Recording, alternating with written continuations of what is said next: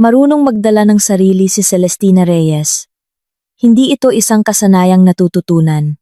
Ito ay isang katangiang hinubog ng maraming taon ng pagtatrabaho sa Financial Control Department ng isang malaking kumpanya ng kalakalan, kung saan ang mga numero ay hindi nagsisinungaling, ngunit ang mga tao ay palagi, sa edad na 30, may maikling maitim na buhok si Celestina, at mga matang kulay abo, na may partikular na lamig, na madalas mapagkamalang kawalang interes, hanggang sa makaharap mo siya sa isang seryosong usapan.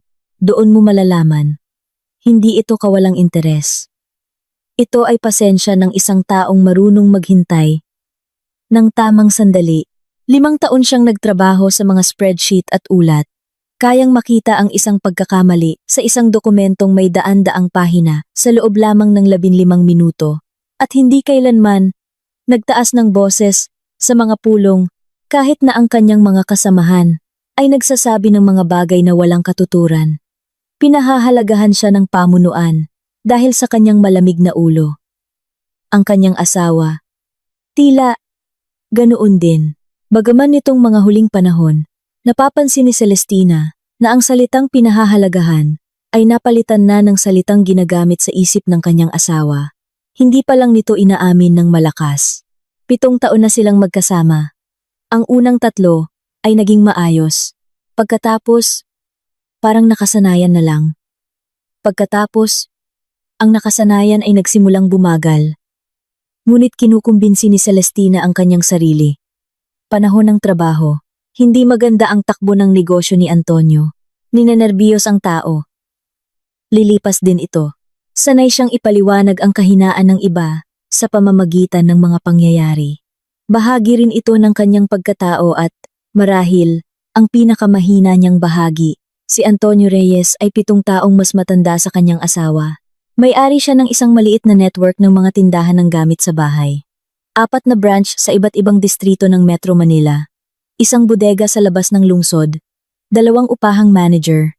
At 1 dosenang tindera. Sa panlabas, mukha siyang kumpiyansa. Magagandang damit. Ugaling magsalita tungkol sa mga plano na parabang naganap na. At ang kakayahang pumasok sa anumang silid na parabang pag-aari na niya ito. Sa harap ng ibang tao, epektibo ito. Alam ni Celestina ang nasa likod nito. Ang mga gabing pag-uusap tungkol sa mga utang. Ang malungkot na katahimikan. Pagkatapos ng mga tawag mula sa bangko. Ang inis na itinatago niya sa likod ng pagod. Ngunit ang malaman ay hindi nangangahulugang lubos na nauunawaan.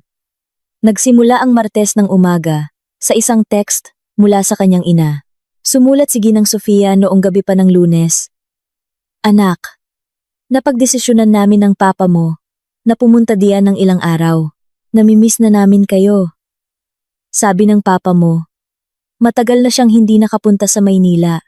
Gusto niyang maglakad-lakad sa mga dati niyang lugar. 2 beses binasa ni Celestina ang mensahe. Isinaksak ang telepono para mag-charge. At matagal na tumitig sa kisame ng kanilang silid tulugan, kung saan ilang gabi na siyang natutulog mag-isa. Nasa isang business trip si Antonio. Bihira dumalaw ang kanyang mga magulang. Pagkatapos magretiro ng kanyang ama, ipinagbili nila ang kanilang apartment. Lumipat sa isang probinsya sa Timog, at bumili ng isang maliit na bahay malapit sa dagat. Tulad ng kanilang pangarap sa buong buhay nila, ayaw ng kanyang ama ang gulo ng malalayong biyahe. Ayaw naman ng kanyang ina na makaabala. Kung nagpasya silang pumunta, nangangahulugang, talagang nangungulila na sila. O baka may naramdaman sila. May kakaibang kutob ng ina si Ginang Sofia na gumagana kahit sa malayo at sa katahimikan. Hindi kailanman nagreklamo si Celestina sa kanyang mga magulang tungkol sa relasyon nila ni Antonio kahit 1 beses sa loob ng 7 taon. Hindi dahil sa pride, kundi dahil sa paniniwala. Ang pampamilya ay pampamilya, hindi dapat ilabas ng bahay. Ngayon, iniisip niya na masyadong mahal ang naging kabayaran ng paniniwalang iyon. Umalis si Antonio para sa kanyang business trip na may dalang malaking maleta at itsurang abala sa negosyo. Sabi niya, mga supplier sa kabilang rehiyon, negosasyon para sa bagong batch ng mga produkto. Baka 3 araw, baka 1 linggo. Hinalikan siya sa pisngi. Mabilis, nakasanayan, tulad ng paghawak sa doorknob bago umalis, at sumakay sa taxi. Pinanood ni Celestina mula sa bintana kung paano nawala ang dilaw na sasakyan sa kanto. Wala siyang naramdamang kakaiba. Iyon mismo ay dapat na naging babala, ngunit sanay siyang ipaliwanag ang kawalan ng pakiramdam sa pagod. Nag-text siya sa kanyang ina na siya mismo ang susundo sa kanila. Ang flight ay darating ng 6:00 p.m. Maaga siyang umalis. May allowance para sa traffic at parking. Buhay na buhay at maingay ang Ninoy Aquino International Airport sa oras na iyon. Amoy kape mula sa mga coffee shop sa pasukan at may hindi maipaliwanag na kaba, tulad ng lahat ng lugar, kung saan ang mga tao ay sabay-sabay na nagpapaalam at nagsasalubong. Kumuha si Celestina ng take-out na kape, tumayo malapit sa mga salaming pinto ng arrival area at nagsimulang maghintay. Ipinapakita sa flight board na lumapag na ang eroplano. Sa loob ng 20 minuto, magsisimula nang lumabas ang mga pasahero. Sa mga unang minuto, pinanood niya ang daloy ng mga taong may mga maleta. Mga pagod na mukha, masayang yakapan, mga batang binubuhat. Mga matatandang mag-asawa na dahan-dahang naglalakad. At tahimik dahil hindi na nila kailangang magsalita pa. Hinahanap niya ang kanyang ina. Isang maliit at maayos manamit na babae na nakasuot ng beige. At ang kanyang ama, matangkad, tuwid, na may partikular na lakad ng isang dating opisyal ng gobyerno na hindi nawawala kahit na retirado na. Ngunit hindi sila ang una niyang nakita. Una, ang pamilyar na linya ng mga balikat. Pagkatapos ay ang katangiang pag-ikot ng ulo. At pagkatapos ay ang mukha. Nakatayo si Antonio sa gilid ng arrival hall, medyo malayo sa pangunahing daloy ng tao, kung saan mas kaunti ang mga tao. Hindi siya tumitingin sa paligid. Nakatingin siya sa isang batang babae sa tabi niya. May blondeng buhok, nakasuot ng maikling leather jacket, at may travel bag sa balikat. Matangkad, kapansin-pansin, na may kumpiyansang tindig na ibinibigay ng kalikasan o ng palagiang pakiramdam na pinapanood ka at gusto mo iyon. Hindi siya kilala ni Celestina. Hindi pa niya nakita kailanman. Ngunit isang tingin lang ay sapat na upang maunawaan. Ang babaeng ito ay hindi kasamahan o business partner. May sinasabi ang babae sa kanya. At tumatawa. Yumuko si Antonio sa kanya. Kinuha ang bag mula sa kanyang kamay. Maingat. Tulad ng pagkuha sa isang taong gusto mong pasayahin. At pagkatapos ay hinalikan siya. Hindi sa pisngi, kundi sa labi. Maikli, ngunit walang anumang pag-iingat. Tulad ng paghalik sa mga minamahal. Hindi gumalaw si Celestina. Ang kape sa kanyang kamay ay nanatiling hindi nagalaw.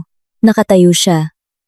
At pinapanood kung paano ang kanyang asawa, na di umano'y ilang araw nang nakikipagnegosasyon sa mga supplier sa ibang lungsod, ay hinawakan ng kamay ng isang hindi kilalang babae at dinala ito patungo sa labasan.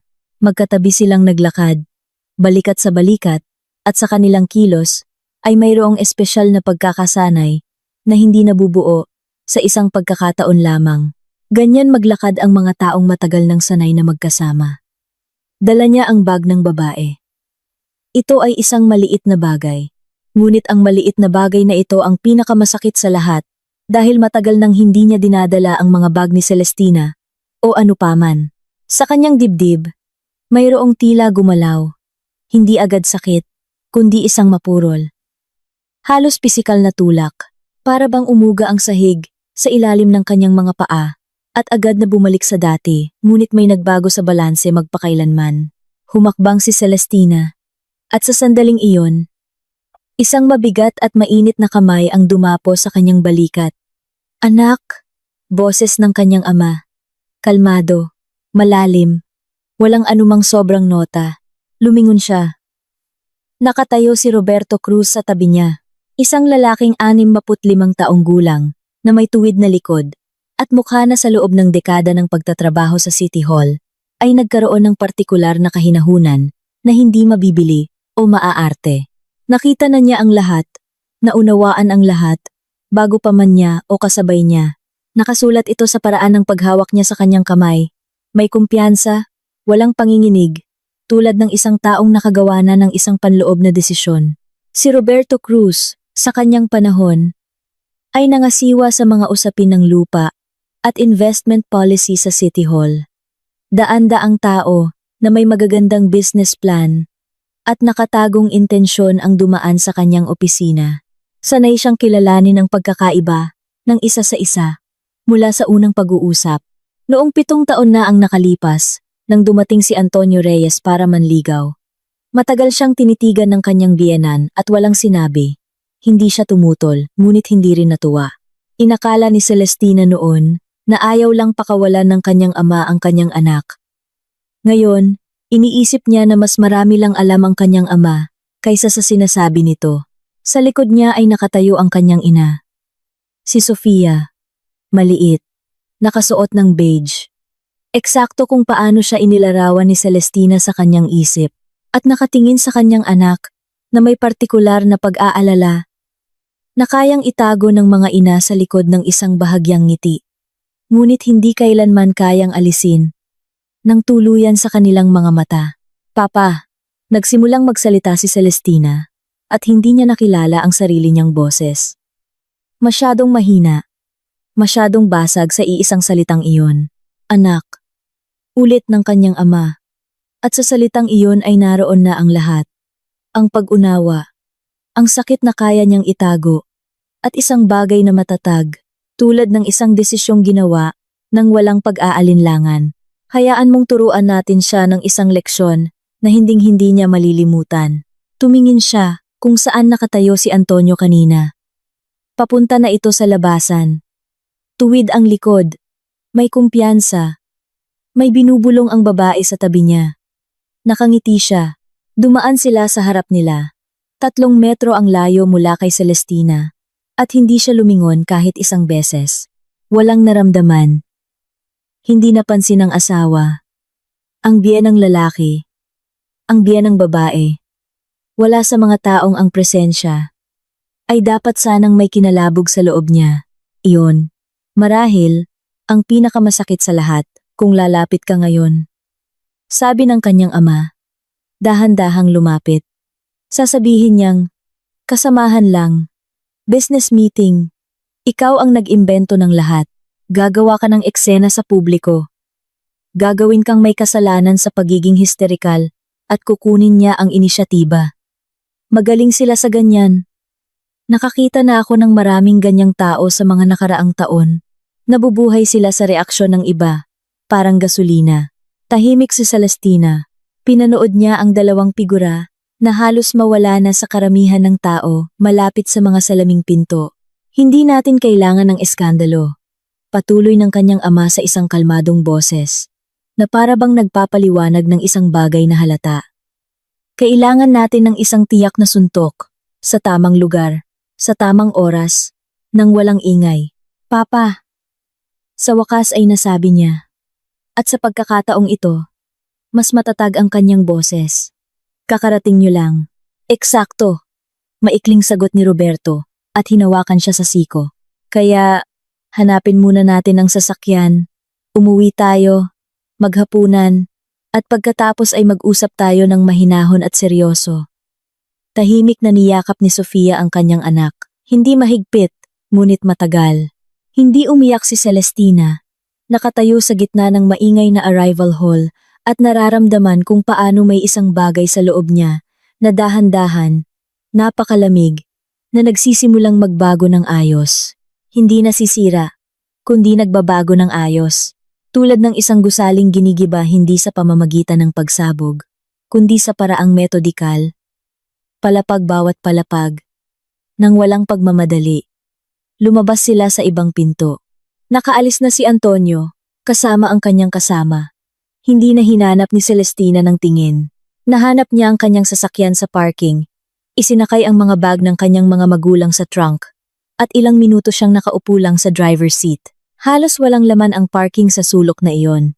Ilang nakaparadang sasakyan lang at isang poste ng ilaw na nagbibigay ng malabong dilaw na liwanag. Alam mo ba? Tanong ng kanyang ina mula sa likurang upuan. Hindi, sabi ni Celestina. Iyon ang totoo. May mga pakiramdam, may mali sa tono ng mga huling buwan, sa masyadong madalas na magtatagal ako. Sa paraan ng paghinto niyang magkuwento tungkol sa negosyo, at kasabay nito, paghinto niyang magtanong tungkol sa buhay niya. Ngunit hindi niya alam, ayaw niyang malaman. Iyon din ay isang katotohanan, na sa unang pagkakataon ay hinayaan niyang aminin sa sarili. Mabuti na hindi mo alam, sabi ng kanyang ama, mula sa harap na upuan. Ibig sabihin, wala ka pang napipirmahan dala ng bugso ng damdamin. Tumingin si Celestina sa kanya. Anong ibig mong sabihin? Bukas na natin pag-usapan.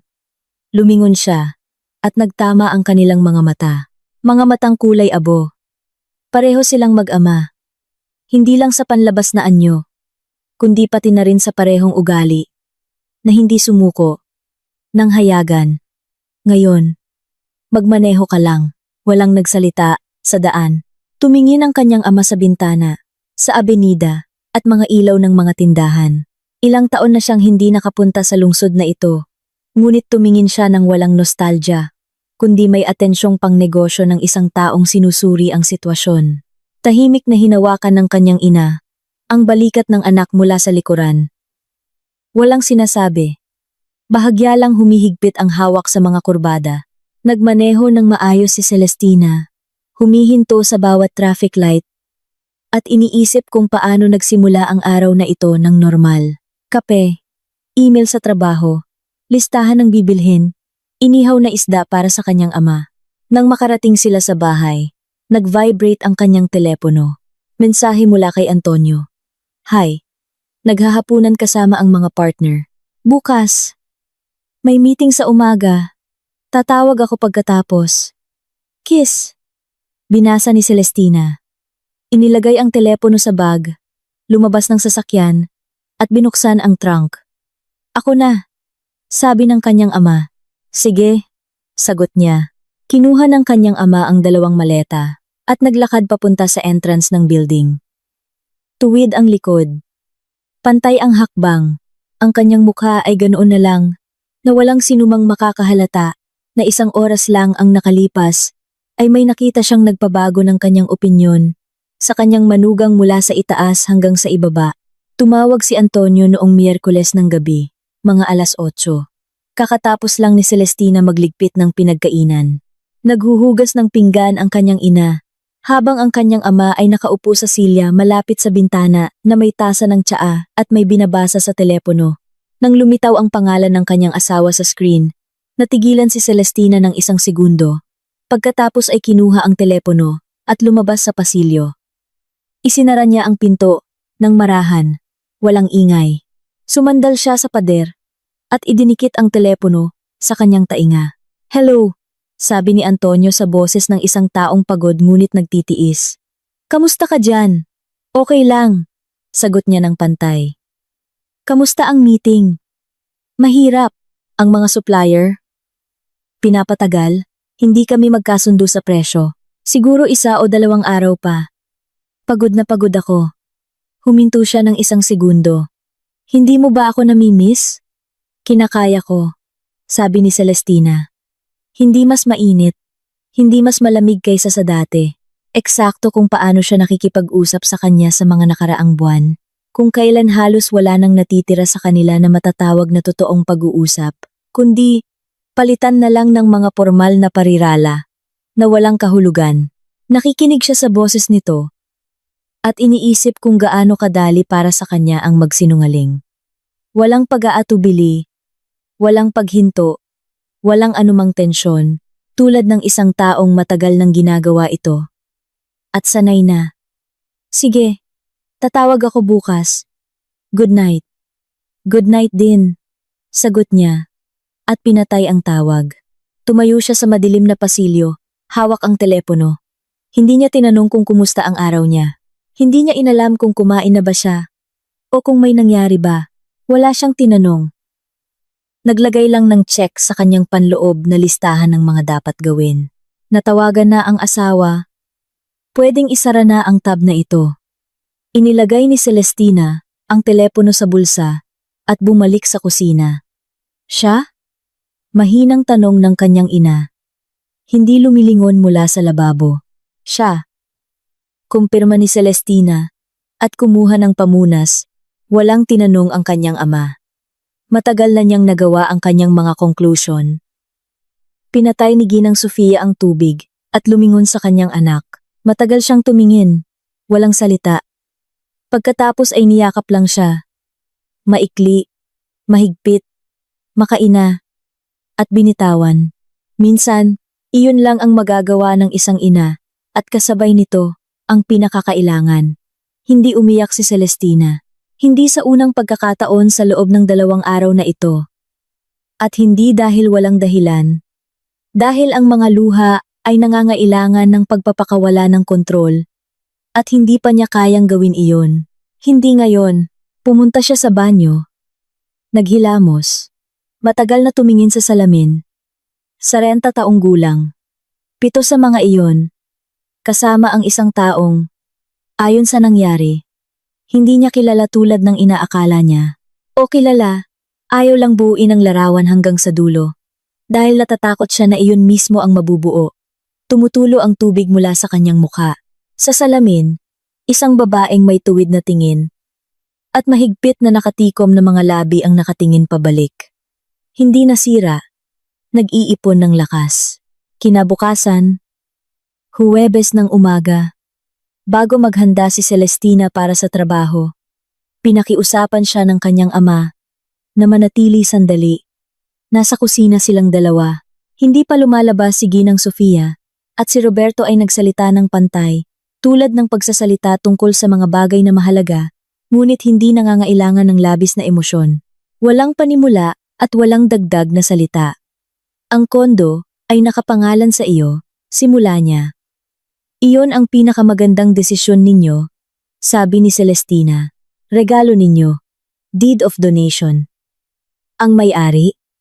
Ako lang mag-isa. Nakasulat ba si Antonio sa anumang dokumento ng kondo? Sa mga titulo? Sa mortgage? Sa mga power of attorney? Hindi. Nakarehistro siya dito, pero hindi siya nakalista bilang may-ari kahit saan. Tumango ng maikli ang kanyang ama. Tulad ng isang taong nakatanggap ng kumpirmasyon sa isang teoryang mayroon na siya. May pinirmahan ka ba nitong huling taon? Guarantee? Consent to mortgage? Power of attorney? Joint loan applications? Umiling si Celestina. Ilang beses niyang sinubukang idaan doon. Sinasabi niya tungkol sa refinancing ng negosyo, tungkol sa joint loan. Sabi niya, mas maganda raw ang terms kung 2 income. Mas madaling magbigay ang mga bangko. Minsan, iminungkahi niyang pansamantalang 100 kondo, ipinaliwanag na ito ay isang teknikal na hakbang lang para sa 2,003 buwan. Pagkatapos, aalisin ang encumbrance. Pero lagi kong ipinagpapaliban. Sinasabi ko, saka na. Gusto ko munang intindihin. Kailangan ko ng independent consultation. Nagagalit siya, pero hindi hayagang pumipilit. Nagpipigil siya. Mabuti na ipinagpaliban mo, sabi ng kanyang ama at inilapag ang tasa sa mesa.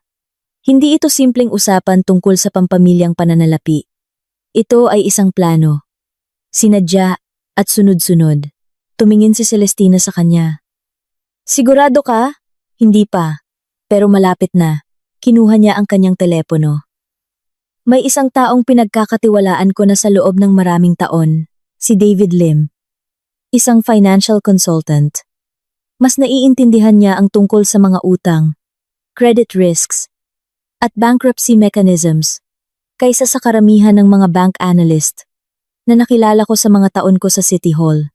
Hihilingin ko sa kanya na tingnan ang estado ng negosyo ng asawa mo sa pamamagitan ng mga open source, sa pamamagitan ng legal na magagamit na impormasyon sa negosyo. Tanging kung ano ang nakalantad na para sa sinumang maingat na tao. Papa! Mahinang sabi ni Celestina. Kakarating mo lang noong isang araw. Dumating nga, sang-ayon niya ng walang bahid ng panunuya, pero hindi ko lang ito ang unang taon na kilala kita. At hindi rin unang taon na inoobserbahan ko ang taong iyan. Kahit sa malayo, kahit walang mga detalye. Nagkaroon ako ng oras para mag-isip. May isang bagay sa kanya na ikinabahala ko mula pa sa simula. Noong una pa siyang pumunta para makilala tayo. Natahimik ako. Ayaw kong mamilit. Ngayon, iniisip ko na mali ako. Walang sinagot si Celestina. Walang maipoprotesta. Walang saysay. Natutulan ang sarili mong nakaraan. Dumating si David Lim. Noong Biyernes ng hapon, sinadya ni Celestina na kumuha ng kalahating araw na leave. Ang manatili sa trabaho at magpanggap na maayos ang lahat ay posible, ngunit mahirap. Sa trabaho, ginugol niya ang umaga sa automatic mode. Nagbukas ng mga spreadsheet. Nagsuri ng mga numero. Sumagot sa mga email. Walang napansin ang kanyang mga kasamahan. Sanay siyang hindi magpakita. Ngunit pagsapit ng tanghali, napagtanto niya na kung mananatili siya roon hanggang sa katapusan ng araw, masisira lang siya sa sarili niyang katahimikan. Si David ay isang hindi katangkaran, matipunong lalaki na nasa mga 40. Nakasuot ng light-colored na polo, walang kurbata, may folder sa ilalim ng braso, at kumilos na parang isang taong hindi kailangang magpa-impress. Ang resulta ang nagsasalita para sa kanya. Maikli siyang bumati, umupo sa mesa, at walang pasakalye. Binuksan ang folder. Nakaupo si Celestina sa tapat niya at nakikinig. Ang network ng mga tindahan ni Antonio Reyes ay binubuo ng 4 na branch sa iba't ibang distrito. Sa mga dokumento, isang gumaganang maliit na negosyo na may turnover. Sa katotohanan, isang istruktura na nakatayo hindi sa tunay na kita, kundi sa patuloy na pagtakip ng isang obligasyon sa isa pa. 2 pangunahing supplier ang may mga overdue na bayarin, na mayroong mabagal na negosasyon para sa extension. Ang credit line sa bangko ay halos naubos na. Minimal na lang ang natitira. Ang bodega ay inuupahan sa ilalim ng paborableng kondisyon na magtatapos sa loob ng 2 buwan at ipinapahiwatig ng may-ari na hindi na ire-renew ang kontrata sa dating mga tuntunin. Bukod pa rito, binanggit ni David ang mga negosasyon sa isang potensyal na investor na ilang linggo nang isinasagawa ni Antonio. Hindi pa nagbibigay ng sagot ang investor. Humihingi ng mga dokumento. Nag-aaral. Hindi ba ito isang mahirap na panahon lang? Tanong ni Celestina. Umiling si David. Ang mahirap na panahon ay kapag pansamantalang walang pera, ngunit may pag-asa at reserba. Dito, iba ang sitwasyon. Ang punto ay walang reserba dito, walang financial cushion, at walang plano para kumita. Ang negosyo ay nabubuhay sa patuloy na pag-akit ng mga bagong pondo para matakpan ang mga naunang obligasyon. Gumagana ito hanggang sa isang punto kung saan isa sa mga nagpapautang ang tumangging maghintay. Pagkatapos, ang istruktura ay nagsisimulang magkawatak-watak ng mabilis at hindi na maibabalik. Naiintindihan ba niya ito mismo? Tanong ni Roberto. Hindi maaaring hindi niya naiintindihan. Sagot ni David. Ang isang taong nagpapatakbo ng negosyo sa loob ng ilang taon ay nakikita ang sarili niyang mga numero. Ang tanong ay hindi kung alam niya ang kanyang sitwasyon. Ang tanong ay kung ano ang plano niyang gawin. At base sa inilarawan ni Celestina, lumingon siya sa kanya ng maikli, walang labis na lambing. May plano siyang takpan ang ilan sa mga butas gamit ang yaman ng kanyang asawa, sa pamamagitan ng garanti, sa pamamagitan ng pagsangla sa kondo, o sa pamamagitan ng isang joint loan gamit ang kanyang kita. Malamang, sa isang kombinasyon ng mga iyon, natahimik ang silid. Sa labas, maingay ang bakuran, mga boses ng bata. Musika mula sa isang bukas na bintana sa tapat. Sumara ang pinto ng building. Isang ordinaryong mainit na gabi. Walang kamalay-malay sa anuman. Tumingin si Celestina sa mga papel na may mga numero na nakalatag sa harap niya at naisip na sa buong panahong iyon, inakala niyang ang kanyang pagpupumilit ay isang paraan lang ng lalaki na hindi direktang makahingi ng tulong. Inakala niyang ang pressure ay dahil sa hiya. Ngayon, ipinaliwanag ng mga numerong ito kung ano ang mahusay na itinatago ng mga salita. Walang anumang hiya. Mayroong isang estratehiya. Kinalkula. Sunod-sunod. Walang awa. Nanganganib ba ang kondo? Tanong niya. Hindi. Matatag na sabi ng kanyang ama. Wala kang pinirmahan.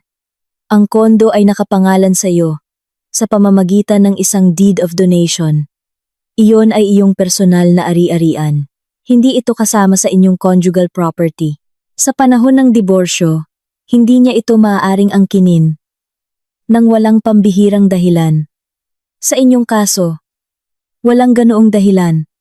Aalamin ko ang mga detalye sa isang abogado. Dagdag ni David, ngunit ang posisyon sa kondo ay tiyak na malakas. Walang dapat ikatakot dito. Ano ang susunod? Tanong ni Celestina. Nagkatinginan ang kanyang ama at si David. Maikli. Tulad ng mga taong napag-usapan na ito ng maaga. Wala munang bigla ang kilos. Sabi ni Roberto, kumilos ka sa bahay na parang normal. Huwag mong ipahalata na alam mo ang tungkol sa airport. Huwag kang pipirma ng anuman sa ilalim ng anumang dahilan. Tulad ng ginagawa mo sa mga nakaraang buwan. Ipagpatuloy mo lang ang ginagawa mo. At maghintay. Maghintay ng ano? Hanggang sa ang kanyang sitwasyon ay umabot sa sukdulan. Sagot ni David ng pantay. Mangyayari iyon ng kusa. Ilang linggo na lang. Hindi na hihigit pa. Hindi natin kailangang mag-imbento ng anuman. Kailangan lang nating hayaan na ang tunay na kalagayan ay makita ng mga taong sa ngayon ay nagbubulag-bulagan. Ang mga nagpapautang, mga kasosyo, mga potensyal na investor, kung makakatanggap sila ng tama at mapagkakatiwala ang impormasyon tungkol sa mga panganib, sila mismo ang gagawa ng desisyon. Walang sino man ang obligado na pondohan ang isang lumulubog na barko. Legal ba iyan? Tanong ni Celestina. Ganap na legal, sabi ng kanyang ama. Walang paghinto, walang pasubali, walang panloloko, walang dumi. Nagtatrabaho lang tayo sa kung ano na ang naririyan. Ang kanyang mga kahinaan ay totoo, hindi natin sila nilikha. Tumitigil lang tayo sa pagtulong na itago ang mga ito. Natahimik si Celestina. Pagkatapos ay tumingin sa kanyang ama. Sa taong ito na dumalaw, at sa loob ng 2 araw, ay inayos ang lahat ng bagay na ilang taon na niyang iniiwasang makita. Hindi dahil bulag siya, kundi dahil naniniwala siya. Ganoon ang nangyayari kapag nakatira ka sa tabi ng isang tao at ayaw mong mag-isip ng masama. Hindi ito katangahan. Ito lang ang halaga ng tiwala na hindi nasuklian. Sige, sabi niya sa wakas. Gagawin ko ang sinabi ninyo. Nagdala ng tsaa ang kanyang ina. Inayos ang mga tasa, nang walang labis na kilos. Umupo sa tabi ng kanyang anak. Walang sinabi. Nandoon lang sa paraang tanging mga taong nagmamahal. Nang walang kondisyon at walang dahilan ang nakakaalam. Nagdidilim na sa labas. Nabubuhay ang lungsod. Sa karaniwan nitong gabi. Mga sasakyan. Mga ilaw. Mga usapan sa bakuran. Walang nagbago sa labas. Sa loob ni Celestina, may isang bagay na dahan-dahan at pinal na nagbabago ng ayos. Ang sakit ay hindi nawala. Nanatili ito sa ilalim ng kanyang mga tadyang, mapurol at palagian. Ngunit hindi na ito ang pangunahing bagay. Ang pangunahing bagay ngayon ay iba na. Malamig, nakatuon, matatag. Isang bagay na parang kahandaan. Bumalik si Antonio noong Sabado ng gabi. Mukhang masaya. May dalang travel bag at itsura ng isang taong gumugol ng ilang araw sa matitinding, ngunit matagumpay na negosasyon. Sinalubong siya ni Celestina sa pasukan. Nakaalis na ang kanyang mga magulang noon. Tulad ng napagkasunduan, hindi kailangan ng mga dagdag na saksi sa mga unang araw. Hayaan na magmukhang normal ang lahat. Namiss kita, sabi ni Antonio at niyakap siya. Pagod ka siguro, sagot ni Celestina. Hindi siya umiwas. Tumayo siya ng tuwid, walang tensyon. Hinayaan ang sarili na mayakap at nagulat sa kung gaano kadali iyon. Dati, iniisip niya na kapag nalaman niya ang tungkol sa kataksilan, hindi na niya kayang tumingin sa kanya nang hindi nanginginig. Lumabas na kaya niya. Dahil iba na ang tingin niya ngayon. Hindi bilang asawa, kundi bilang isang taong kailangang makita, nang lubusan hanggang sa dumating ang oras na kumilos. Ito ay isang malamig, Halos propesyonal na pakiramdam, na para bang tumitingin siya sa isang komplikadong problema na kailangang lutasin, nang maingat, nang walang labis na kilos, nang walang pagkakamali. Sa unang linggo pagkatapos ng kanyang pagbabalik, kalmado si Antonio, umuuwi mula sa trabaho, nagkukuwento tungkol sa negosyo ng pira-piraso, tulad ng isang taong sanay na hindi gaanong pinakikinggan. Nakikinig si Celestina. Napapansin ang mga paghinto na hindi niya nakikita dati. Napapansin niya kung paano niya maingat na iniiwasan ang mga detalye tuwing tungkol sa pera ang usapan. Sinasabi niya, kailangang ayusin. Mahirap pa ngayon, pero gaganda rin. Ito ang pananalita ng isang taong nagpapatagal ng oras. Samantala, tahimik na nagtatrabaho si David Lim. Metodikal, walang ingay. Ang unang tumugon ay isa sa mga supplier. Isang malaking wholesale warehouse na 3 taon nang kasosyo ni Antonio. Sa pamamagitan ng mga kontak sa negosyo, ipinarating ni David sa commercial director na questionable ang pinansyal na kalagayan ng network ni Reyes at inirekomenda na humingi ng updated na data sa solvency bago i-renew ang extension ng pagbabayad. Praktikal na tao ang commercial director. Matagal na siyang nasa kalakalan. Nakakita na ng magagandang plano na gumuho sa pinakahindi angkop na sandali. Hindi na niya kailangan ng karagdagang pangungumbinsi. Sapat na ang isang pahiwatig. Humingi siya ng updated financial statements mula kay Antonio. Nagbigay si Antonio ng mga dokumento na mukhang maayos sa papel. Ngunit sa masusing pagsusuri, ipinakita nito ang eksaktong sinabi ni David. Mga butas na tinakpan ng mga extension, mga numerong hindi nagtutugma kapag tinitigang mabuti. Ang supplier ay gumawa ng sarili nitong desisyon. Humingi ng partial prepayment para sa susunod na batch sa halip na ang karaniwang extension. Para kay Antonio, nangangahulugan ito ng agarang kakulangan ng working capital sa pinakahindi angkop na panahon. Ang pangalawa ay ang may-ari ng bodega. Hindi siya personal na tinawagan ni David. Nagtanong-tanong lang sa pamamagitan ng mga kakilala sa komunidad ng negosyo. At ang impormasyon ay kusang dumating. Ang may-ari ng bodega, isang maingat na tao, ay itinaas ang issue ng pag-renew ng kontrata nang mas maaga at nagtakda ng mga bagong kondisyon. Market rate na walang diskwento. Sinubukang makipag-ayos ni Antonio. Nangako, ng umbinsi, ngunit walang tunay na pinansyal na kumpirmasyon. Ang kanyang mga salita ay hindi kapanipaniwala. Kasabay nito, ang potensyal na investor na kinakausap ni Antonio sa loob ng mahigit 1 buwan ay nag-utos ng isang independent audit ng negosyo. Ito ay kanyang sariling desisyon, isang maingat na tao. Bago mag-invest ng pera, gusto niyang makita ang tunay na mga numero, hindi isang presentasyon. Ang audit ay nagpakita ng eksaktong makikita ng sino mang walang kinikilingan. Sobrang utang, cash flow gaps, pag-asa sa mga extension. Ang investor ay nag-pause. Ang pause ay tumagal. Lahat ng ito ay hindi nangyari sa 1 araw o 1 linggo. Halos 3 linggo ang lumipas mula nang bumalik si Antonio, bago naging tunay na ramdam ang pressure. At doon nagsimula ang kanyang mga usapan tungkol sa pera. Sa una, malumanay, halos kaswal. Naghahapunan sila, noong Miyerkules ng gabi. May ikinukwento si Antonio tungkol sa mga supply. Pagkatapos ay parang sa pagitan, sinabi niya, "Teka, hindi tayo kailanman nagkaroon ng matinong pampamilyang kapital. Dapat siguro nating pagsamahin ang ating mga pagsisikap. Mas madali kung magkasama." "Anong ibig mong sabihin?" tanong ni Celestina. Hindi inaangat ang tingin mula sa kanyang plato.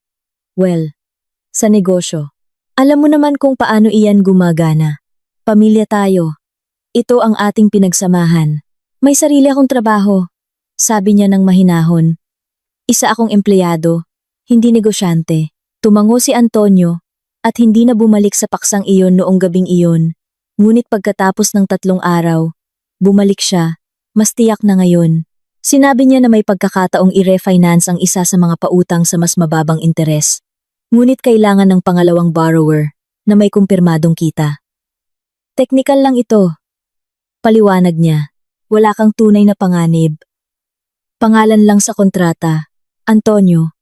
Sagot ni Celestina, nang kasing kalmado, tulad ng dati. Hindi ako pipirma ng anumang dokumento ng pautang, nang walang independenteng legal na payo. Iyon ang aking patakaran. Alam mo iyan. Anong abogado, Celeste? Ito ay usaping pampamilya, kaya nga kailangan ng abogado. Ang mga usaping pampamilya ay nangangailangan ng espesyal na pag-iingat. Natahimik siya. Tumingin sa kanya na may ekspresyon na natutunan na niyang basahin sa mga nakaraang linggo. Inis na tinatakpan ng pagsisikap na magpigil. Hindi pa niya napagtanto na may nagbago sa kanya. Akala niya, nagmamatigas lang siya, tulad ng dati, at sa susunod, ay ibang paraan naman ang gagamitin. Ginamit niya ang kwento tungkol sa kondo pagkatapos ng isang linggo. Mahaba niyang ipinaliwanag, matiyaga, halos kapanipaniwala. May bangko, may programa, may posibilidad na makakuha ng malaking halaga gamit ang real estate bilang collateral sa maikling panahon. 6 na buwan.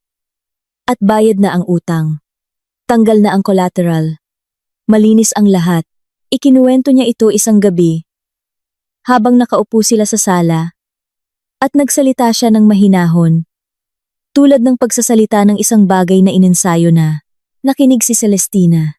Hindi sumasabat. Hinayaan niya siyang matapos. Ang kondo ay hindi kasali sa mga panganib ng iyong negosyo, sabi niya nang tumahimik ito. Iyon ay aking personal na ari-arian. Akin na iyon bago pa tayo ikasal, at mananatiling akin anuman ang mangyari sa iyong negosyo. Nagsasalita ka na parang hindi mo ako kilala, sabi niya.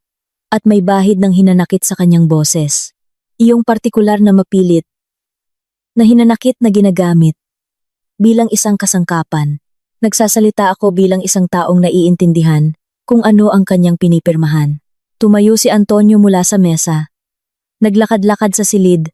Hindi siya sinundan ng tingin ni Celestina. Nagpatuloy sa pagbabasa ng hawak niya. Ramdam niya ang tingin nito sa kanya. Ngunit hindi niya inangat ang kanyang ulo. Bahagi rin ito ng natutunan niya sa mga linggong ito. Huwag siyang bigyan ng suporta sa kanyang reaksyon. Habang nagaganap ang tahimik, halos walang dugong digmaang ito sa bahay. Ilang beses tumawag si Celestina sa kanyang mga magulang. Paano mo kinakaya? Tanong ng kanyang ina isang gabi. Kinakaya ko, sagot ni Celestina. Mahirap ba? Oo, pero hindi tulad ng inaasahan ko. Huminto siya, naghahanap ng mga salita. Alam mo ba kung ano ang pinakakakaiba? Ayaw kong umiyak. Gusto ko lang na matapos na ito. Na bumalik ang lahat sa ayos. Babalik iyan sa ayos, mahinang sabi ng kanyang ina. 7 taon kong kinukumbinsi ang sarili ko, na normal lang ang lahat. Na napapagod lang siya. Na stress ang negosyo. Na mayroon kaming mahihirap na panahon, tulad ng lahat. Pero sa totoo lang, ayaw ko lang tanungin ang sarili ko ng mga tunay na tanong. Dahil natatakot ako sa mga tunay na sagot. Wala kang kasalanan na nagtiwala ka, sabi ni Ginang Sofia. Alam ko, inangat ni Celestina ang kanyang tingin, pero hindi na ako matatakot sa mga sagot sa anumang tanong. Walang idinagdag ang kanyang ina, sumang-ayon lang. Sa panahong nagaganap ang kuwentong ito, hindi kailanman ipinakita ni Celestina kay Antonio na alam niya ang tungkol sa airport. Walang pahiwatig, walang tingin, walang tono. Ilang beses niyang nahuli ang sarili na halos gusto nang sabihin. Sa mga sandaling nagsasabi siya ng isang bagay na partikular na mayabang, kapag nagpapanggap siyang maayos ang lahat, kapag tumatawag siya sa ibang silid ng pabulong, iniisip na hindi niya naririnig. Ngunit sa bawat pagkakataon, naaalala niya ang boses ng kanyang ama sa airport. Kailangan ng isang tiyak na suntok, hindi eskandalo. Nagtimpi siya. Si Katrina Santos, sa panahong ito, ay may nararamdaman din, bagaman ibang-iba. Mas madalang na tumawag si Antonio. At palihim silang nagkikita. Nangako siya na malapit nang ayusin ang lahat. Na malulutas ang lahat. Na kailangan lang maghintay pa ng kaunti. Naghintay si Katrina. Bata pa siya. Kaakit-akit. at marunong bumasa ng mga lalaki sa isang simpleng batayan, may pera o wala. May pera pa si Antonio. O mas tamang sabihin, mayroon pa siyang itsura ng may pera. Ngunit nagsisimula nang magkaroon ng mga lamat ang itsurang iyon. At napapansin niya ito. Napapansin niya kung paano siya naging nerbiyoso, kung paano siya tumigil sa pagsasalita tungkol sa mga plano para sa kanilang hinaharap ng may gaan at kumpiyansa na umakit sa kanya sa simula. Ngayon, may tono na sa kanyang boses na kilalang kilala at kinaiinisan ni Katrina. Tono ng isang taong humihingi ng palugit. Hindi niya ito sinasabi sa kanya. Medyo mas matagal lang siyang sumagot sa mga tawag kaysa dati. Minsan, hindi agad. Napapansin ito ni Antonio at nagagalit, ngunit wala siyang magawa. Ang kanyang mga alas ay unti-unting nauubos at walang bago na dumarating. Hindi nagmamadali si Katrina na magdesisyon. Sanay siyang maghintay hanggang sa maging malinaw ang sitwasyon. Ngunit sa loob niya, alam na niya ang sagot. Sa pagtatapos ng 3 linggo, ipinaalam ni David sa telepono kay Roberto na opisyal nang tumanggi ang investor sa mga negosasyon. Hindi bastos, walang eskandalo, nagpadala lang ng sulat. Batay sa pagsusuri ng mga dokumento, itinuturing naming hindi angkop na pumasok sa proyekto sa kasalukuyang yugto. Magalang, pinal, para kay Antonio. Ito ay isang suntok na hindi niya inaasahan. Ang investor ang kanyang pangunahing pag-asa. Sariwang pera na maaaring takpan ang pinakamalalang mga butas at magbigay ng oras para kumilos. Kung wala ang perang iyon, lahat ng kanyang binuo sa mga nakaraang buwan, negosasyon, pangako, palugit, ay gumuho sa isang ganap na naiibang larawan. Nalaman ito ni Celestina mula sa kanyang ama noong Huwebes. Siya mismo ang tumawag at ikinuwento ang lahat. Ibig sabihin, malapit na, sabi niya. Malapit na, kumpirma ng kanyang ama. Sa tingin ko, 1 linggo o 1 kalahati, baka mas sabi ni David. Kapag umaalis ang mga investor, palaging nagsasara iyon ng kadena. Ang ibang mga nagpapautang ay nagsisimulang mag-alala. Ang ganitong impormasyon ay mabilis kumalat sa mundo ng negosyo.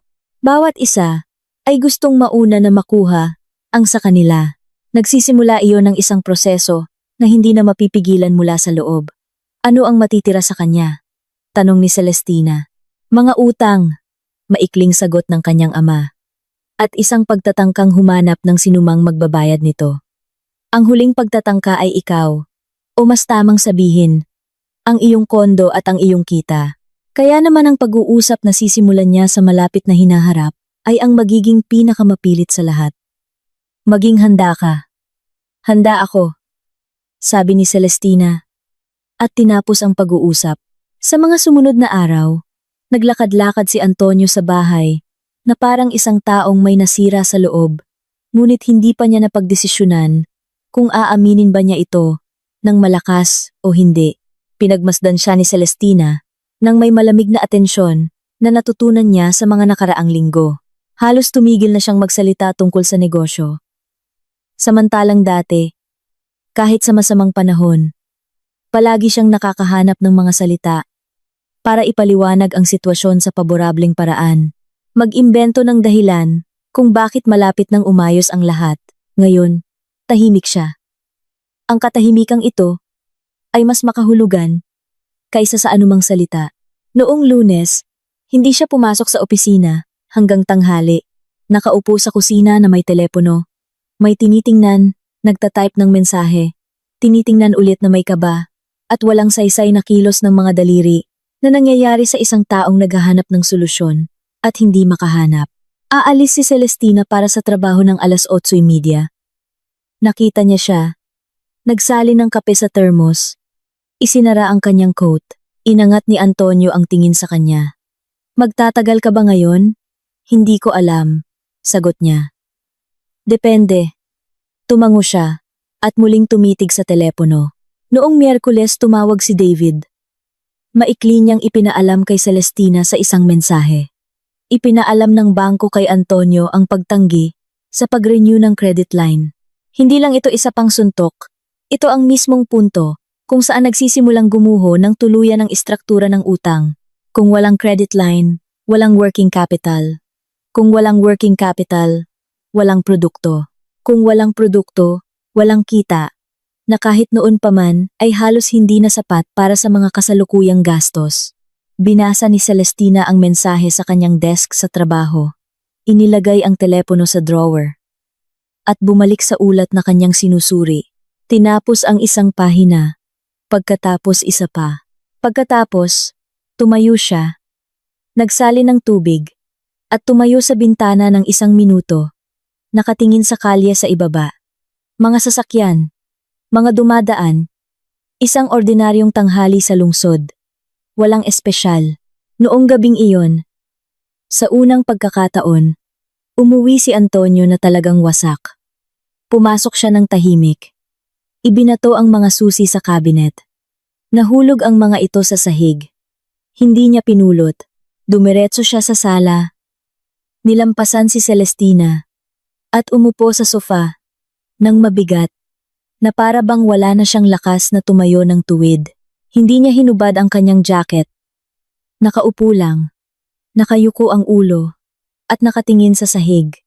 Nakatayo si Celestina sa pintuan ng kusina, at tahimik na naghihintay. Sanay siyang maghintay. Si Antonio Reyes, sa kanyang edad na 37, ay sanay sa isang partikular na imahe ng sarili.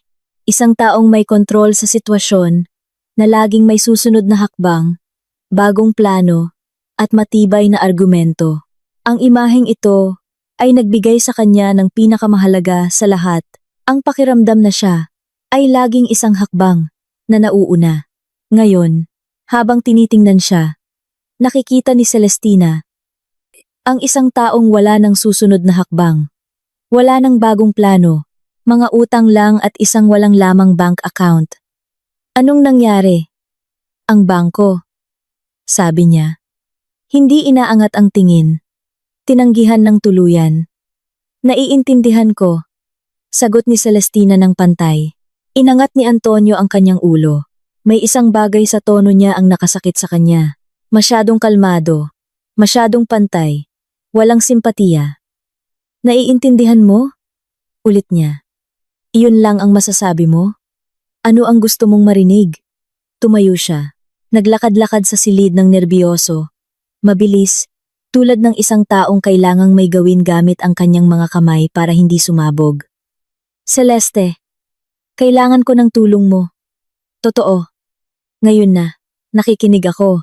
Kailangang isang laang kondo. 6 na buwan lang. Kukuha ako ng pera. Babayaran ko ang pinakamahalagang utang. Makikipag-ayos ako sa mga supplier para sa bagong extension. Hahanap ako ng investor. Kailangan ko lang ng oras. Hindi, sabi ni Celestina. Hindi mo man lang pinag-isipan. Matagal ko na itong pinag-iisipan. Ang sagot ay hindi. Huminto si Antonio sa tapat niya. Matagal siyang tinitigan. Na para bang may bago siyang nakikita sa mukha na 7 taon na niyang kilala. Ibig sabihin, pababayaan mo na lang ako sa sitwasyong ito? Hindi. Hindi lang ako sasali sa mga panganib ng iyong negosyo. Magkaiba iyon. Asawa mo ako. Kaya nga hindi ako garantor para sa iyong mga utang. Tumalikod siya. Muling naglakad-lakad sa silid. Kalmadong nakatayo si Celestina. Hindi gumagalaw. Ramdam niya ang galit nito. Mainit. Halos mahahawakan. At hindi niya ito sinagot ng anuman. Iyon, marahil, ang pinakamahirap, ang hindi sumagot, ang hindi bigyan siya ng suporta. Kailangan ko ng pera, sabi niya sa wakas. At sa mga salitang iyon, wala nang pangungumbinsi, wala nang lambing, isang katotohanan lang na inilalatag niya sa mesa. Marami at mabilis. Nagtatrabaho ka, mayroon kang stable na kita, kumuha ka ng loan. Hindi, sa kita mo. Bibigyan ka nila ng malaking halaga. Hindi, Antonio, pamilya natin ito. Nagtaas siya ng boses. Sa unang pagkakataon sa buong pag-uusap, bigla, na para bang may pumutok.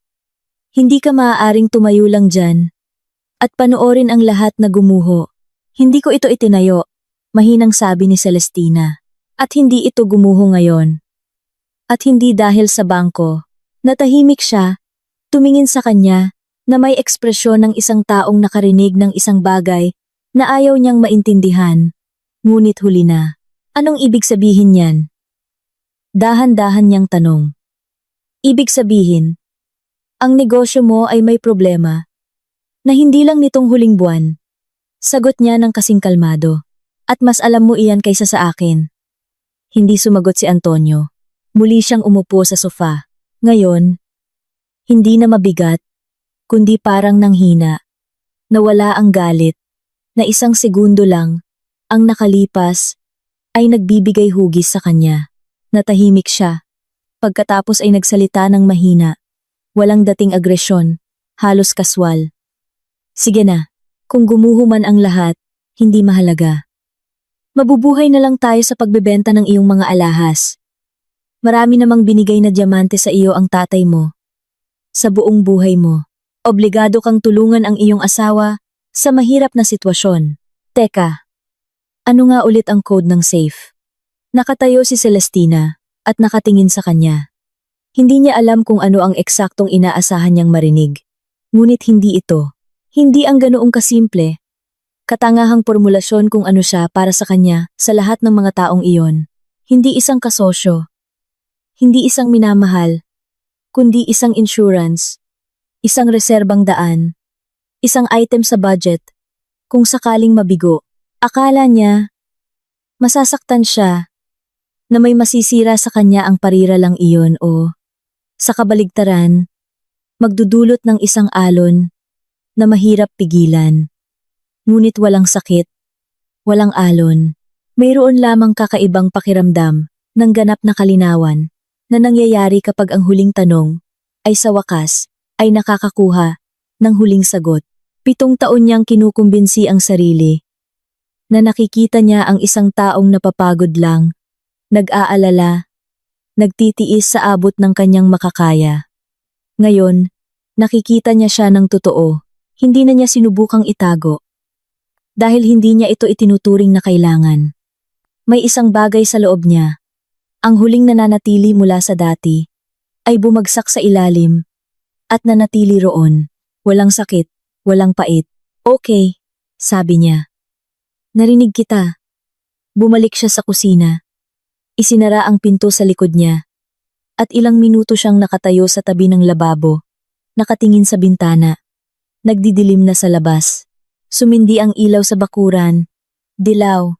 Medyo kumikislap.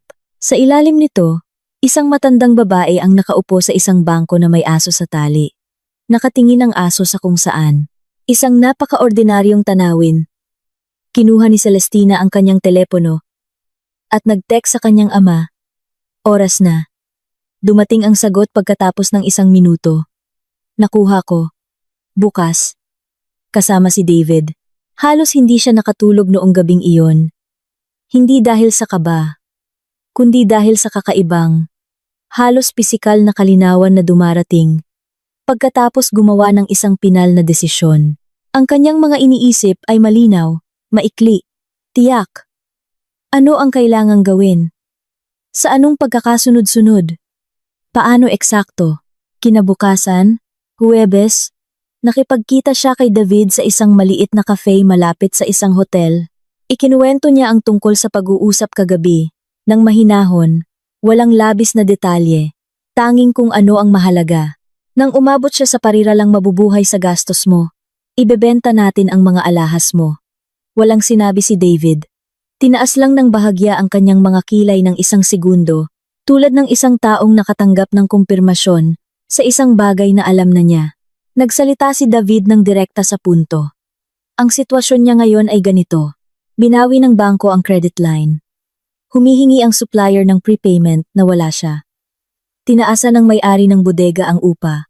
Magbabayad siya o maghahanap ng bagong bodega. At iyon ay oras at pera na wala rin siya. Sa aking pagtatantya, bago magsimula ang tunay na problema, sa mga nagpapautang, mayroon siyang 2 hanggang 3 linggo, hindi nahihigit pa. Pagkatapos niyan, magsisimula ang isang proseso na hindi na mapipigilan nang walang panlabas na pondo. Sabi ni Celestina. Oo. Kumpirma ni David. Maliban na lang kung may isang taong papasok at magtatakip ng mga butas ng kusa. Ngunit wala na siyang ganoong mga tao. Nakikita ng mga kasosyo sa negosyo ang sitwasyon at ayaw sumugal. Walang bagong magpapautang kung walang collateral. Nasa isang dead end siya. Tumingin si Celestina sa bintana ng cafe, sa kalye, ng pantay. Walang pagdiriwang, walang pagmamalaki. Tumingin lang. Pagkatapos ay nagtanong, kailangan ko ng isang abogado para sa family law. Isang magaling, may contact ako, sabi ni David. Tatanggapin ka niya bukas ng 11:00, kung okay sa iyo. Okay. Isang babae na nasa mga 40 ang abogado, payat, tiyak, nagsasalita ng maikli at walang paligoy. Tinanggap niya si Celestina sa isang maliit na opisina na puno ng mga estante ng mga folder. Nakinig ng mabuti. Hindi sumasabat. Nagtanong ng ilang tiyak na katanungan. Propesyonal. Walang labis. Sinuri niya ang mga dokumento ng kondo. Ang deed of donation. Ang kopya mula sa Registry of Deeds. Pagkatapos ng 20 minuto, ibinigay niya ang conclusion na halos alam na ni Celestina. Ngunit gusto niyang marinig ng opisyal. Ang kondo ay iyong personal na ari-arian. Nakuha bago ang kasal sa pamamagitan ng donasyon. Hindi ito kasama sa conjugal property. At hindi ito hahatiin sa diborsyo. Walang panganib, basta't walang anumang papel na pinirmahan kasama ang asawa. Wala ni isa. Kumpirma ni Celestina. Tumango ang abogado at maikling ipinaliwanag ang mga hakbang. Petisyon para sa annulment of marriage. Abiso ng paghihiwalay. At kung kinakailangan, isang petisyon para tukuyin ang paggamit ng tirahan. Lahat ng ito ay karaniwang pamamaraan, walang komplikasyon, walang mga patibong. Nakikinig si Celestina, nagsusulat ng mga tala sa kanyang notebook, at iniisip kung gaano kakaiba ang tunog ng mga salitang ito. Annulment of marriage, division of conjugal property, na tumutukoy sa 7 taon na tila isang bagay na totoo. O kahit papaano, tila totoo noon. Kapag handa ka na, tumawag ka, sabi ng abogado sa pamamaalam. Ihahanda namin ang mga dokumento sa loob ng 2 araw. Noong Biyernes ng gabi, muling nagsimula ng usapan si Antonio. Sa pagkakataong ito, walang galit, walang pressure. Nagsalita siya ng mahina. Halos nagmamakaawa. Ikinuwento niya na nakahanap siya ng isa pang opsyon. Isang maliit na pribadong pautang. Kailangan lang ng guarantor. Hindi bangko. Hindi collateral. Pirma lang. Hindi, sabi ni Celestina. Celeste, nakikiusap ako sa iyo. Hindi. Matagal siyang natahimik. Pagkatapos ay tumayo at pumunta sa ibang silid. Pagkatapos ng kalahating oras, narinig ni Celestina siyang may kausap sa telepono. Nang pabulong, maikli, tensyonado. Pagkatapos, katahimikan. Sa mga araw na iyon, hindi sinasagot ni Katrina ang telepono sa unang tawag. Minsan, hindi na tumatawag pabalik. Napapansin ito ni Antonio. Ngunit wala siyang makausap tungkol dito at walang dahilan. Ang huli nilang pag-uusap ay maikli. Sinabi niyang pagod na siyang maghintay, na hindi tama, na kailangan niya ng kasiguraduhan. Nangako si Antonio ng kasiguraduhan sa isa pang pagkakataon, gamit ang parehong mga salita na wala ng kahulugan kahit sa kanya mismo. Sumagot si Katrina ng okay, sa boses ng isang taong nagsasabi ng salitang iyon, na alam nang walang magiging okay. At hindi na tumawag muli. Lumipas ang Sabado sa katahimikan. Ginugol ni Antonio ang buong araw sa bahay, naglalakad-lakad, tumitingin sa telepono, kumakain ng walang gana. 2 beses lumabas sa balkonahe at tumayo roon, nakatingin sa ibaba sa bakuran, na may walang lamang ekspresyon, sa mukha ng isang taong naubusan na ng mga bersyon ng nangyayari.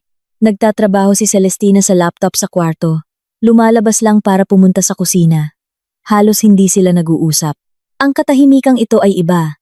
Hindi tulad ng dati, pagkatapos ng mahabang linggo ng trabaho, kundi iyong partikular na katahimikan na dumarating kapag alam na ng dalawang tao na tapos na ang lahat, ngunit wala pa sa kanila ang nagsasabi nito ng malakas.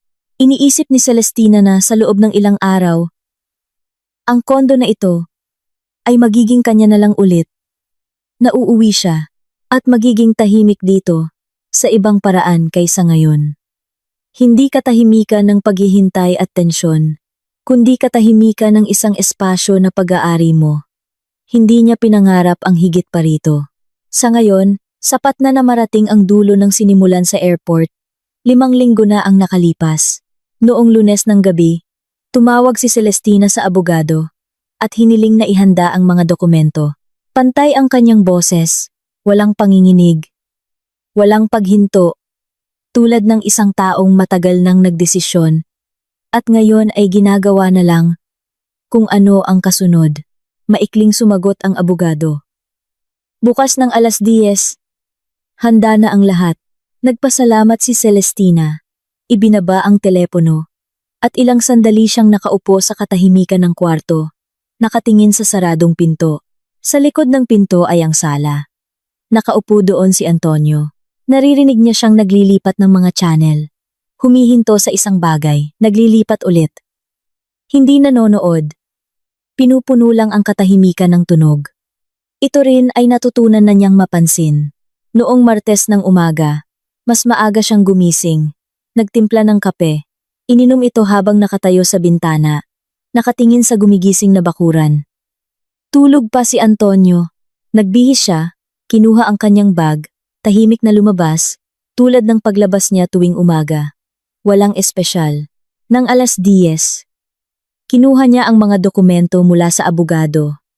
Kopya ng petisyon para sa annulment, sertipiko ng pagmamay-ari ng kondo, isang notarisadong kopya ng deed of donation. Lahat ay maayos na nakalagay sa isang folder. Pirmado. Handa. Isinampa ng abogado ang orihinal na petisyon sa korte noong araw ding iyon, tulad ng napagkasunduan. Hawak ni Celestina ang folder. At tiningnan ang mga papel. Iniisip kung paano ang 7 taon ng kasal ay nagkakasya sa isang set ng mga karaniwang dokumento, na lahat ng bagay na buhay at totoo, o tila buhay at totoo, ay nauuwi sa huli, sa mga petsa, pirma, at selyo. Hindi ito mapait. Katotohanan lang na sa wakas ay hinayaan niyang makita hanggang sa dulo. Pagkatapos nito, pumunta si Celestina sa kanyang mga magulang, na dumating noong gabi, at nanuluyan sa isang hotel, para tulungan ang kanilang anak, na malampasan ang mga huling pagsubok. Agad na binuksan ni Roberto ang pinto ng kwarto sa hotel, na para bang naghihintay nakatayo sa likod nito. Ang kanyang ina ay nakaupo sa tabi ng bintana, na may tasa ng tsaa, at inangat ang kanyang tingin, mataman, nag-aalala, mapagmahal. Pumasok si Celestina, hinubad ang kanyang coat, umupo sa gilid ng isang silya, amoy kape, at sariwang diaryo ang kwarto. Laging bumibili ng diaryo ang kanyang ama. Iyon ang kanyang lumang ugali, mula pa noong nagtatrabaho siya. Simulan ang araw sa pagbabasa, hindi sa screen ng telepono. Naisip ni Celestina na may mga bagay sa isang tao na hindi nagbabago. At mabuti iyon. Nagkayakapan sila. Mamayang gabi, sabi niya. Tumango ang kanyang ama. Nandito lang ako sa tabi mo. Sa tabi lang, hindi makikialam. Maliban na lang kung kailangan. Hindi nakakailanganin, sabi ni Celestina. Kaya ko na mag-isa. Alam ko, sagot niya. Kaya nga sinabi kong sa tabi lang. Tumayo ang kanyang ina, lumapit sa kanyang anak, at niyakap siya tulad ng pagyakap bago ang isang bagay na mahalaga. Mahigpit ngunit walang labis na seremonya. Yumakap si Celestina ng 1 segundo at bumitaw. Kamusta ka? Mahinang tanong ni Ginang Sofia. Handa na, sagot ni Celestina. At iyon ang totoo. Ginugol niya ang hapon sa trabaho, nang mahinahon, produktibo, walang labis na iniisip. Tinapos ang 3 ulat na nakabinbin mula noong nakaraang linggo. Sumagot sa mga email. Nagtsaa kasama ang isang kasamahan ng 3:00. at nakipag-usap ng maikli tungkol sa mga walang kuwentang bagay. Walang sinumang nakapansin. Sanay siyang hindi magpakita. Ang kasanayang ito ay nagsilbi sa kanya ng mabuti sa mga nakaraang linggo. Nang 6:00 ng gabi, lumabas siya sa opisina at umuwi. Sa daan, sinundo niya ang kanyang ama. Tahimik silang nagbiyahe. Tumingin si Roberto sa bintana. Walang sinasabi. Nagmaneho ng maayos si Celestina at iniisip kung ano ang kanyang sasabihin. Simple lang ang mga salita. Walang talumpati. Tanging kung ano ang kailangan. Nasa bahay si Antonio. Nakatayo sa kusina na may telepono. Nang pumasok siya, inangat niya ang kanyang tingin. Napansin ang kanyang ama sa likod niya. At may isang bagay sa kanyang mukha na agad na nagbago. Hindi takot. Hindi. Mas isang pag-iingat ng isang bihasang tao na naiintindihan na kung dumating ang biyanan ng walang abiso, hindi ito basta-basta. Tito Roberto, sabi niya ng pantay, hindi ko alam na nasa lungsod po kayo. Matagal na akong nasa lungsod. Sagot ng kanyang ama, nang kasing kalmado, at pumasok sa sala. Umupo siya sa silya sa tabi ng bintana, mahinahon, tulad ng isang taong dumating para sa isang pakay at hindi nagmamadali. Nanatiling nakatayo si Celestina sa tapat ni Antonio. Kailangan nating mag-usap. Nakikinig ako, sabi niya. Ngunit nawala na ang karaniwang kumpiyansa sa kanyang boses. Naging medyo. Alam ko ang tungkol sa airport, sabi ni Celestina. Nandoon ako 5 linggo na ang nakalipas. Nakita kita at ang babaeng kasama mong dumating.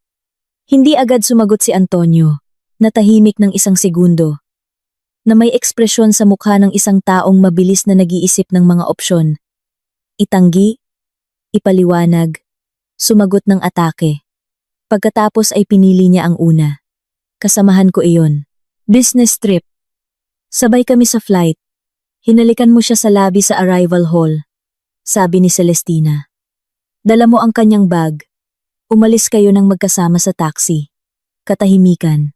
Kasama ko noon ang aking mga magulang. Dagdag ni Celestina. Walang galit, walang pait.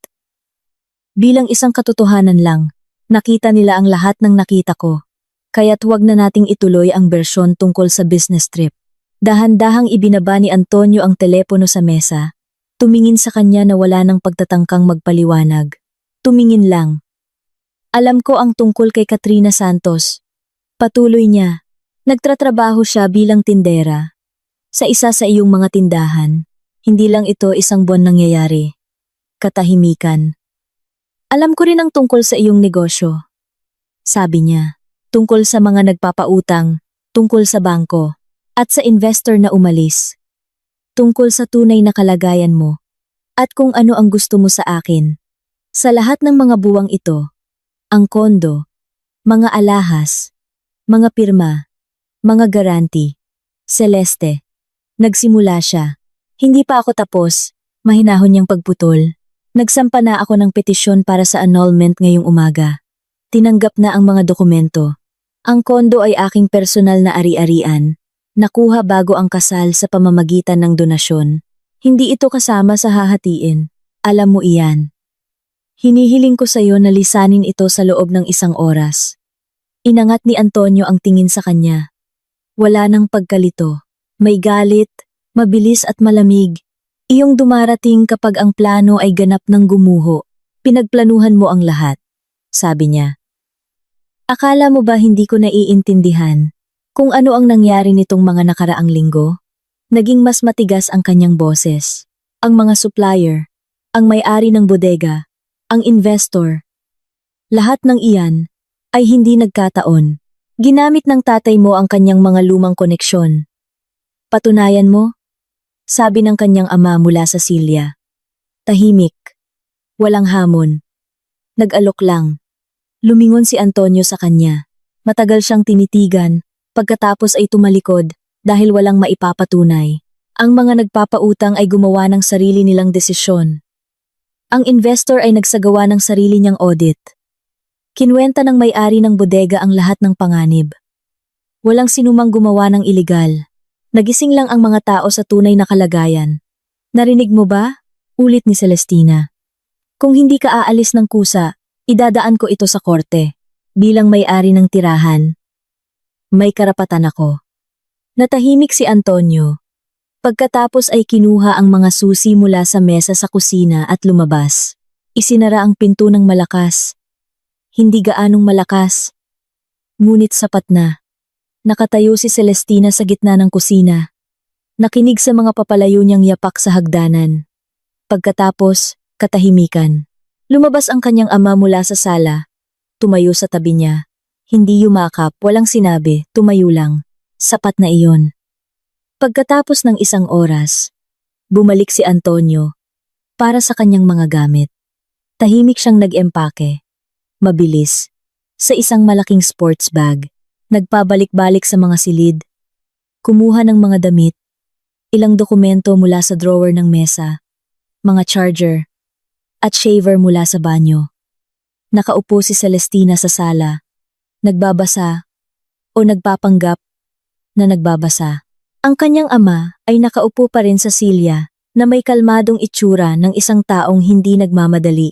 Walang nanggulo, walang nagkomento, naghihintay lang. Dalawang taong matagal nang natutong wag manghimasok, kung saan ang isang tao ay dapat kumilos ng mag-isa.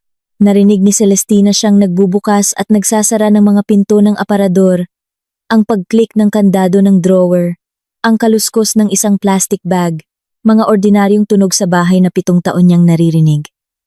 At ngayon, ay may ibang kahulugan. Ang pagtatapos ay hindi maganda. Nangyayari lang ito. Nang paalis na si Antonio, huminto siya sa pinto ng isang segundo. Tumingin kay Celestina. Akala mo nanalo ka, sabi niya. Iniisip kong iningatan ko ang sa akin, sagot niya. Hindi ito tagumpay, resulta lang ito. Lumabas siya.